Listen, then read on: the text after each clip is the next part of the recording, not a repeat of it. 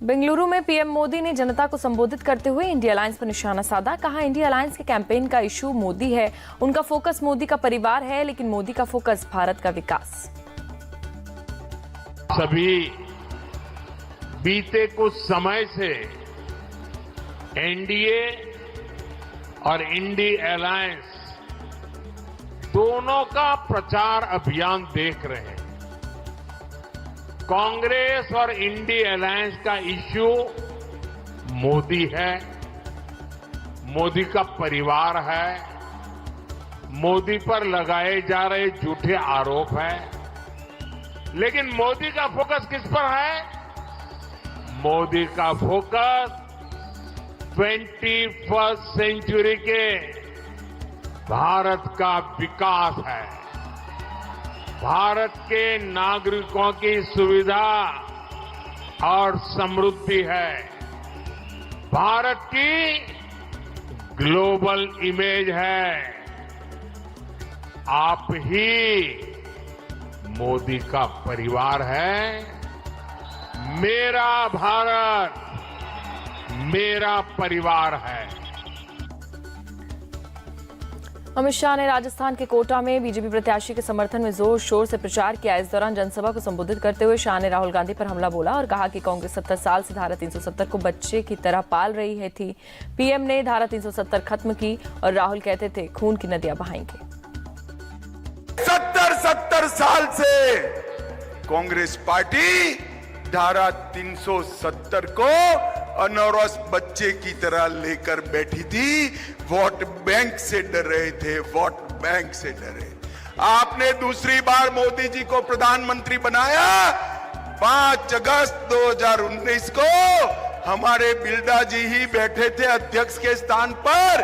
धारा 370 को मोदी जी ने समाप्त कर दिया और हमेशा के लिए कश्मीर को भारत के साथ। ये राहुल बाबा कहते थे धारा 370 मत हटाइए, खून की नदियां बह जाएगी।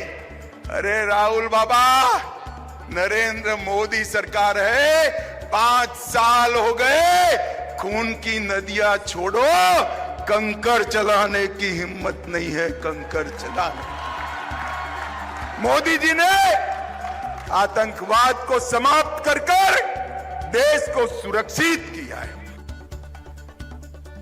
कांग्रेस नेता राहुल गांधी ने बिहार में चुनावी जनसभा को संबोधित करते हुए बीजेपी पर जमकर निशाना साधा। इस दौरान उन्होंने कहा कि चुनाव में बीजेपी चाहे कुछ भी कहे, मैं इस बात को लिखकर गारंटी देता हूं कि बीजेपी की 150 से ज्यादा सीट नहीं आएंगी। देखिए, ये जो बीजेपी के लोग बोल रहे हैं कि इतनी सीटें आएंगी उतनी सीटें आएंगी, मैं सीधा बता देता हूं आपको, इनको 150 से ज्यादा नहीं मिलने वाली है। ये जो भी कहना चाहें कह लो, 150 से एक ज्यादा नहीं आने वाली।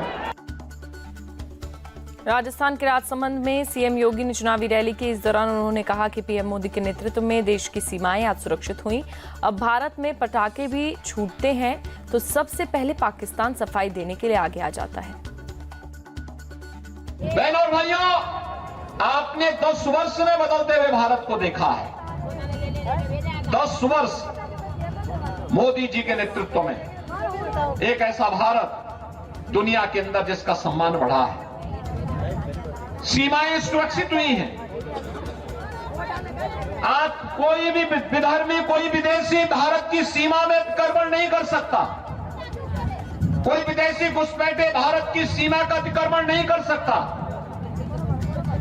भारत के अंदर आतंकवाद और नक्सलवाद की समस्या का समाधान हुआ है। अगर कहीं पे पटाखा भी तेज से फूटे तो सबसे पहले सफाई पाकिस्तान देता है, जिसके पीछे मेरा हाथ नहीं है।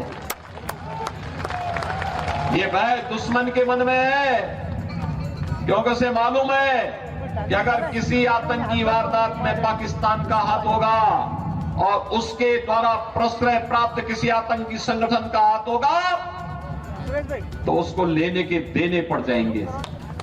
इसलिए वह भय के मारे पहले ही सफाई दे देता है। बिहार के सीएम नीतीश कुमार ने कटिहार में जनसभा को संबोधित करते हुए लालू प्रसाद यादव पर जमकर निशाना साधा। कहा, लालू यादव जब सीएम पद से हटे तो पत्नी को सीएम बनाया, अब बच्चों को नेता बना रहे।